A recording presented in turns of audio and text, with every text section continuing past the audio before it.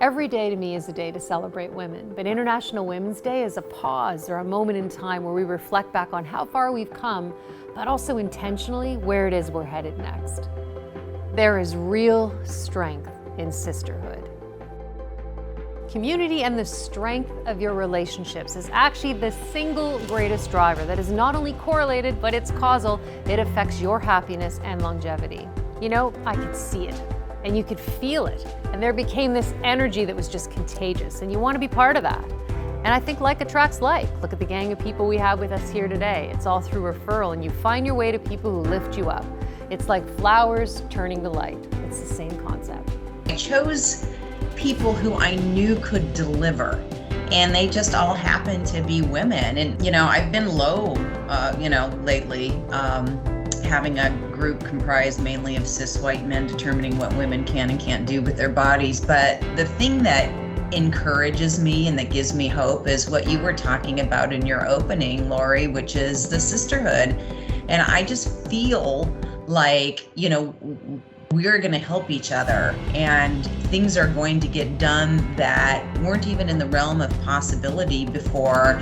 You know, I've got visions for great things because of women coming together to help each other, and I think that's what's going to save us. She walks with the universe on her shoulders and makes it look like a pair of wings.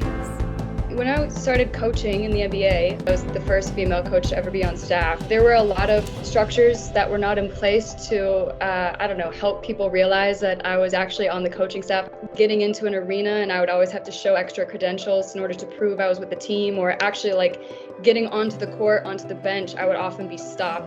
At first I almost thought it was normal, like I should expect this, and then I was like, no, that's not right. And I started sort of documenting all of these little things that would happen.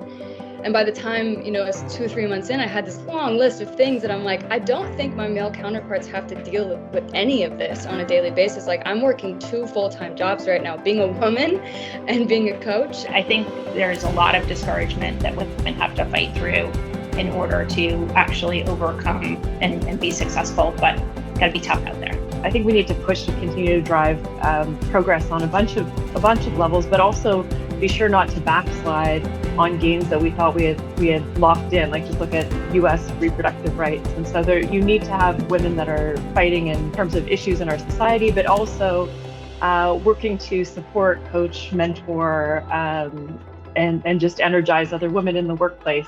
My advice would be to don't stop dreaming, don't stop trying, don't stop achieving.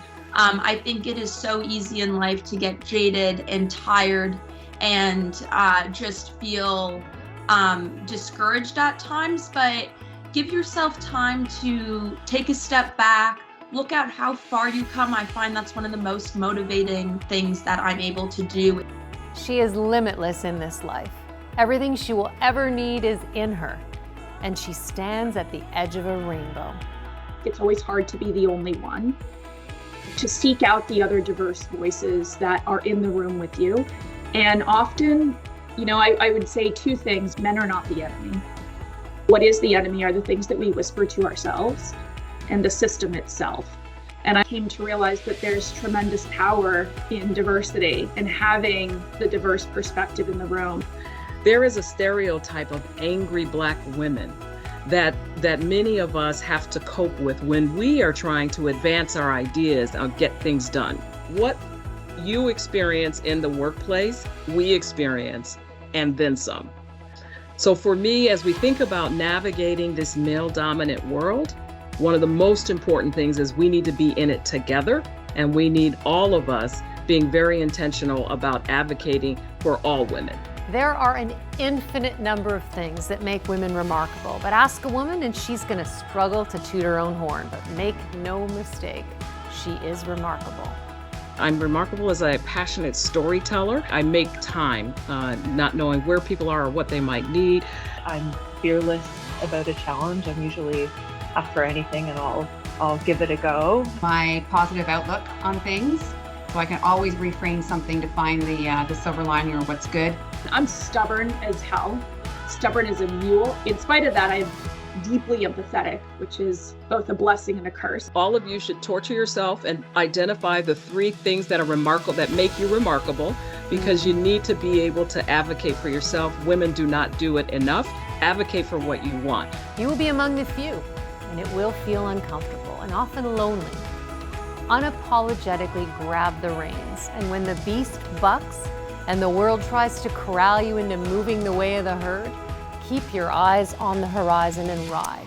And trust that the scale of the sky is greater than the expansive terrain, and that the only option for you is up. There was feedback I would get as a coach, coaching men alongside men. Often that was like, you're too quiet, you need to speak up, you need to have more of a presence when you're coaching. Then at first I was like, okay, and I'd try to speak up a little louder, and it's just not me, it wasn't authentic. And so eventually I was like, no, I don't need to speak up, you guys need to shut up. I'm talking and you need to hear me. Being more authentic versus trying to just assimilate to your environment, I think is really, really important, especially for women. You can, with a commanding voice, not a whisper, not a shy, apologetic, oh wait, I just want to get one more thing in the conversation, but in a confident, commanding, clear way, make your point, be heard, and don't be afraid to let a little bit of silence guide you to a place where people can actually hear you. I am much more comfortable as one of the guys. I'm rough and tumble and can kind of throw language around with people, and being able to hang with the boys is helpful for me in my career. It's not uncomfortable for me though. I don't feel like I'm pretending to be that person, because it's not made me feel like I'm inauthentic or not bringing my full self to work. There's an added layer that comes when people aren't quite sure you belong in the room or aren't quite sure you are up to the task. And so it's just going to be so important that we are very intentional as we advance and advocate for women, that we do that for all women. Now, if caring were a business, women would be the majority shareholders and we'd own the IP. I'll never forget the first time I looked at Meg and I said, we were having an argument. I said, you know what? I actually have no idea what I'm doing. I have no idea what I'm doing. I need your help. And she looked at me with shock and horror. She's like, you're the parent here. I'm like, I know. And I need your help. As a parent, sometimes you sort of want to take over, right? And so it's not for us to tell them how to be who they are or how to be trans. This is about them and them being true to themselves. I often remind my kids that I'm here to guide. They get to decide. Your environment has a big influence on you. And I think I was lucky enough growing up to have a very positive and supportive environment. My parents were always really good at giving me a choice, and they told me I could do whatever I wanted to, and they never really restricted me, which I think is really important. And on top of that, they loved me no matter what I did. I realized that, the success that I thought I would have, or the linear life I thought I would have at 18, it's just not the way that life works, and I'm not going to beat myself up about it because I'm really happy with where I am now. This is the moment when she takes back the sun, when strength rises up in her like a white flame, lighting her tiny fists on fire. This is the moment when fear bleeds out of her, when her fingers awaken and the words rain down, when self-love trumps hate, when we become she, when she becomes me. I think we have to be less afraid of saying the wrong thing, doing the wrong thing, not being perfect, not being 180% qualified for a job before we put up our hands. I think sometimes we all just need to take a breath and take a leap.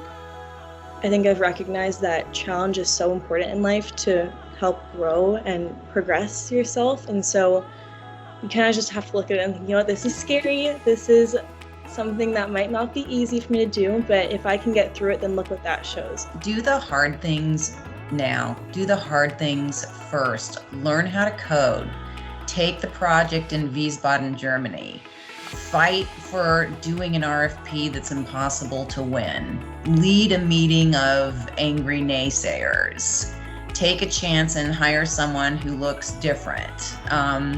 Decisions like that in your 20s will pay off for the rest of your career, and plus you will have some hilarious stories to tell. I would say take stock of everything that you've accomplished to this point. Take a moment and a beat to celebrate yourselves, and look towards the horizon to where it is that you're going and fuel other women towards that horizon.